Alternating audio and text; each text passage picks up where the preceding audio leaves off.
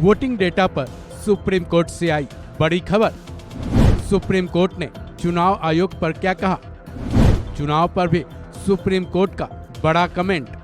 चुनावी डेटा का चुनाव आयोग की तरफ से देरी होने के मामले में एक तरफ राजनीति गर्म है, वहीं सुप्रीम कोर्ट में भी ये मामला गरमाया हुआ है। चुनावी डेटा के जारी करने से संबंधित मामले में आज सुप्रीम कोर्ट में सुनवाई हुई। सबकी नजरें इस बात पर टिकी थी कि आखिर सुप्रीम कोर्ट ने इस मामले में क्या फैसला सुनाएगा।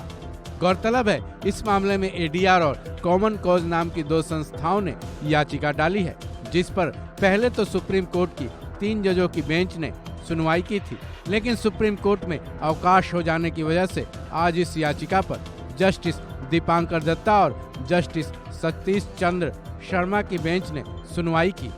सुप्रीम कोर्ट की इस 2 जजों की बेंच ने एडीआर और कॉमन कॉज की इस याचिका पर अपना फैसला सुना दिया है, जिसमें ये कहा गया है कि सुप्रीम कोर्ट फिलहाल इस मामले में दखल नहीं देगा।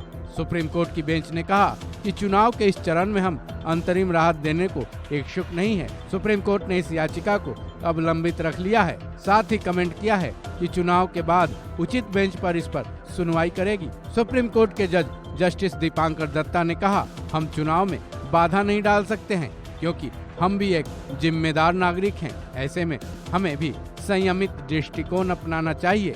कुल मिलाकर चुनाव आयोग को चुनाव के ठीक 48 घंटे बाद वोटिंग का डेटा जारी करने के इस मामले में राहत मिलती नजर आ रही है।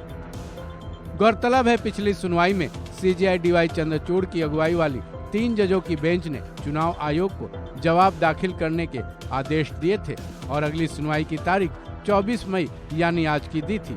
आज सुनवाई होने के पहले ही चुनाव आयोग ने गुरुवार को ही सुप्रीम कोर्ट में एक हलफनामा दाखिल किया था, जिसमें चुनाव आयोग ने सुप्रीम कोर्ट के सामने ये असमर्थता जताई थी कि वो वोटिंग के ठीक बाद 48 घंटे के भीतर डेटा को जारी नहीं कर सकता है।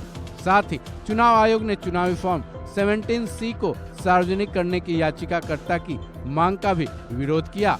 अपने हलफनामे में चुनाव आयोग ने कहा था कि नियमों के मुताबिक ही फॉर्म 17C केवल मतदान एजेंट को ही दिया जाना चाहिए।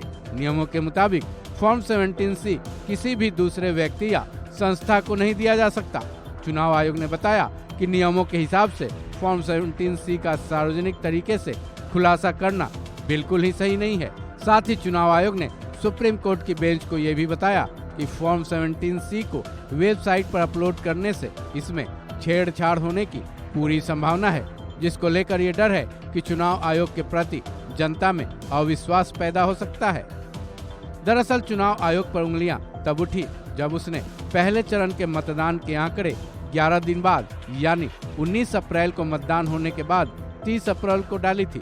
वहीं दूसरे चरण के मतदान होने के 4 दिन बाद यानी 30 अप्रैल को ही डेटा डाले थे, जिसके बाद जमकर हंगामा मचा। आखिर चुनाव आयोग ने 11 और 4 दिन बाद मतदान के आंकड़े जारी क्यों किए?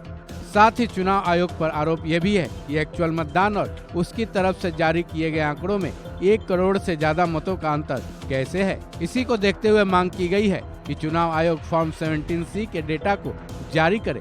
लेकिन आज सुप्रीम कोर्ट ने चुनाव आयोग को बड़ी राहत दे दी है, क्योंकि सुप्रीम कोर्ट ने अब ये साफ कर दिया है कि इस याचिका पर सुनवाई चुनाव के बाद की जाएगी। इस बेंच को भी बदला जाएगा। ऐसे में अब उम्मीद ये जताई जा रही है कि इस याचिका पर एक बार फिर सीजेआई चंद्रचूड़ की बेंच सुनवाई करेगी। इस खबर में बस इतना ही। बाकी अपडेट्स के लिए जुड़े रहें वन इंडिया हिंदी के साथ।